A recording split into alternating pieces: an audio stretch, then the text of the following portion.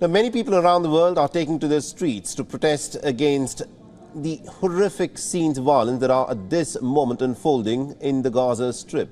More than 10,000 people have died, and at least about 4,000 of those who have been killed in this campaign of bombing in the Palestinian territory of the Gaza Strip are said to be young children. Now, the Bezalel Art Academy in Jerusalem, the Israelis mourned the deaths that took place on the 7th of October, and they prayed for the return of the abducted hostages.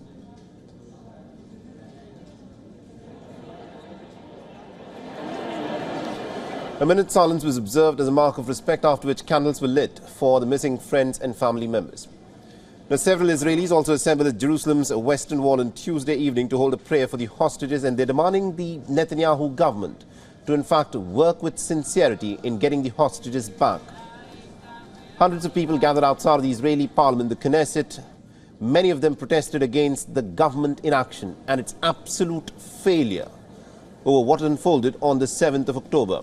Netanyahu is known as Mr. Security, and what has happened at this moment is that he's lost his reputation as Mr. Security. A minute's silence was also observed outside of the Defense Ministry headquarters in Tel Aviv to mark a month of the Hamas attack. In a video that's been distributed by the ANU Museum, protesters held up pictures of the hostages who are in Hamas's custody, while others sat on the floor with hands tied behind their backs wearing red blindfolds.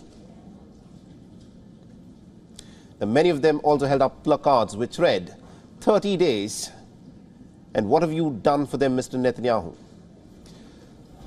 At an Israeli company, El Al's flight to London, passengers in fact stood up inside the plane as a mark of protest. The Israeli supporters took out rallies in London for the victims who at this moment are in Hamas's custody. They are also demanding, what is the Netanyahu government doing to bring the people back from Hamas's custody? Bring them home! Bring them home! Bring them home! My father has been kidnapped and is held hostage by Hamas.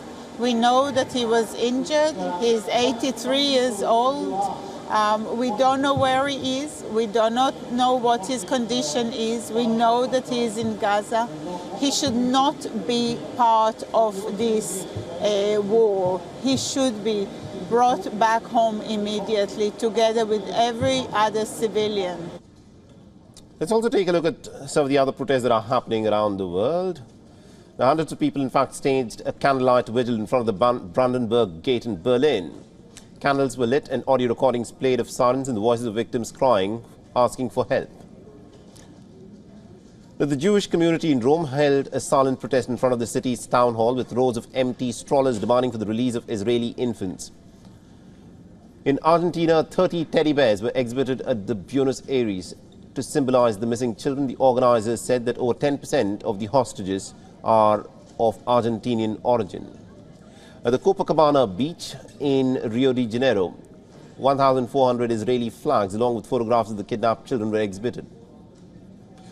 However, passers-by were also quick to note that in this brutal war, it is equally important to remember the plight of the children in the Gaza Strip.